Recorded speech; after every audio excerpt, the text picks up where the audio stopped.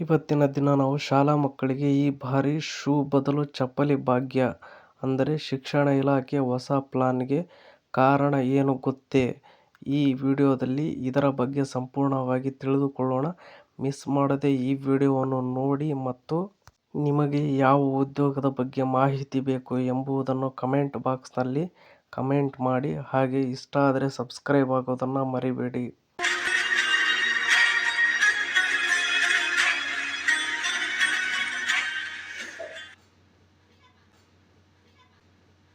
ಕರ್ನಾಟಕದ ಸರ್ಕಾರಿ ಮತ್ತು ಅನುದಾನಿತ ಶಾಲಾ ವಿದ್ಯಾರ್ಥಿಗಳಿಗೆ ಪ್ರತಿ ವರ್ಷ ನೀಡಲಾಗುವ ಶೂ ಮತ್ತು ಸಾಕ್ಸ್ ವಿತರಣೆ ಯೋಜನೆಯಲ್ಲಿ ಈ ಬಾರಿ ಮಹತ್ವದ ಬದಲಾವಣೆಯಾಗುವ ಸಾಧ್ಯತೆಯಿದೆ. ಹವಾಮಾನ ವೈಪರೀತ್ಯ ಹಾಗೂ ವಿದ್ಯಾರ್ಥಿಗಳ ಆರೋಗ್ಯದ ದೃಷ್ಟಿಯಿಂದ ಕೆಲವು ಜಿಲ್ಲೆಗಳಲ್ಲಿ ಶೂ ಬದಲಿಗೆ ಚಪ್ಪಲಿ ವಿತರಿಸಲು ಶಿಕ್ಷಣ ಇಲಾಖೆ ಚಿಂತನೆ ನಡೆಸಿದೆ. ಮಳೆಗಾಲ ಮತ್ತು ಬೇಸಿಗೆ ಕಾಲದಲ್ಲಿ ದೀರ್ಘಕಾಲ ಶೂ ಧರಿಸುವುದರಿಂದ ವಿದ್ಯಾರ್ಥಿಗಳಿಗೆ ಹಲವು ಸಮಸ್ಯೆಗಳು ಎದುರಾಗುತ್ತಿವೆ ಎಂಬ ದೂರುಗಳು ಕೇಳಿಬಂದಿವೆ. ಈ ಹಿನ್ನೆಲೆಯಲ್ಲಿ ಪ್ರಾದೇಶಿಕ ಹವಾಮಾನಕ್ಕೆ ತಕ್ಕಂತೆ ಪಾದರಕ್ಷೆಗಳನ್ನು ಒದಗಿಸಲು ಇಲಾಖೆ ಮುಂದಾಗಿದೆ.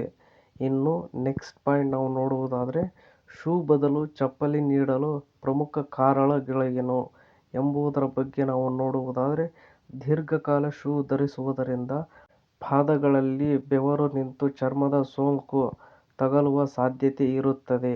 ಅಲ್ಲದೆ ಮಳೆಗಾಲದಲ್ಲಿ ಸಾಕ್ಸ್ ಮತ್ತು ಶೂ ಒದ್ದೆಯಾದರೆ ಒಣಗುವುದು ಕಷ್ಟ. ಇದರಿಂದ ವಾಸನೆ ಬರುವ ಸಾಧ್ಯತೆ ಹೆಚ್ಚು. ಮತ್ತೊಂದೆಡೆ ಬೇಸಿಗೆಯ ಬಿಸಿಲಿನಲ್ಲಿ ಮತ್ತು ಮಳೆಗಾಲದ ಕೆಸರಿನಲ್ಲಿ ಶೂಗಳಿಗಿಂತ ಚಪ್ಪಲಿ ಅಥವಾ ಸ್ಯಾಂಡಲ್ಗಳನ್ನು ಧರಿಸುವುದು ಮಕ್ಕಳಿಗೆ ಹೆಚ್ಚು ಆರಾಮದಾಯಕ ಎಂಬ ಕಾರಣಗಳಿಂದಾಗಿ ಚಪ್ಪಲಿ ಕೊಡುವ ಬಗ್ಗೆ ಚಿಂತನೆ ನಡೆಸಲಾಗುತ್ತಿದೆ. ಇನ್ನು ನೆಕ್ಸ್ಟ್ ಪಾಯಿಂಟ್ ನಾವು ನೋಡುವುದಾದರೆ, ಜಿಲ್ಲಾವಾರು ಮಾಹಿತಿ ಸಂಗ್ರಹಕ್ಕೆ ಸೂಚನೆ. ಇದನ್ನು ನಾವು ನೋಡುವುದಾದರೆ, ಈ ಯೋಜನೆಯನ್ನು ಜಾರಿಗೆ ತರುವ ಮೊದಲು ಯಾವ ಜಿಲ್ಲೆಗಳಲ್ಲಿ ಚಪ್ಪಲಿಗೆ ಹೆಚ್ಚಿನ ಬೇಡಿಕೆ ಇದೆ ಎಂಬ ಬಗ್ಗೆ ಮಾಹಿತಿ ಕಲೆ ಹಾಕಲು ಶಿಕ್ಷಣ ಇಲಾಖೆಯು ಉಪನಿರ್ದೇಶಕರಿಗೆ ಸೂಚನೆ ನೀಡಿದೆ. ವಿಶೇಷವಾಗಿ ಉರ್ದು ಮತ್ತು ಇತರೆ ಅಲ್ಪಸಂಖ್ಯಾತ ಭಾಷಾ ಶಾಲೆಗಳ ನಿರ್ದೇಶನಾಲಯವು ಈ ಬಗ್ಗೆ ವರದಿ ನೀಡುವಂತೆ ನಿರ್ದೇಶಿಸಿದೆ.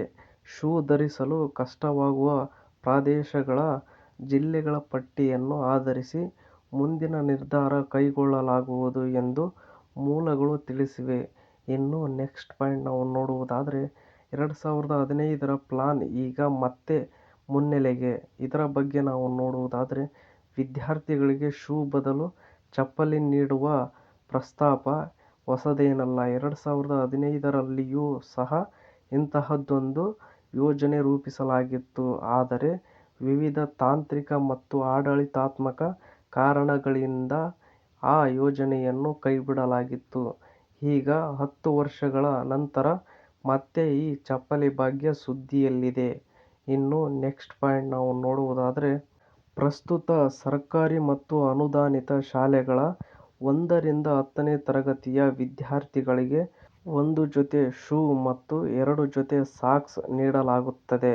ಆದರೆ 1ರಿಂದ 5ನೇ ತರಗತಿ ವಿದ್ಯಾರ್ಥಿಗಳಿಗೆ ತಲಾ ₹265 ಮತ್ತು 6ರಿಂದ 8ನೇ ತರಗತಿಯವರೆಗೆ ವಿದ್ಯಾರ್ಥಿಗಳಿಗೆ ತಲಾ ₹295 ಹಾಗೂ 9ರಿಂದ 10ನೇ ತರಗತಿ ವಿದ್ಯಾರ್ಥಿಗಳಿಗೆ ತಲಾ ₹325 ನಿಗದಿ ಮಾಡಲಾಗಿದೆ.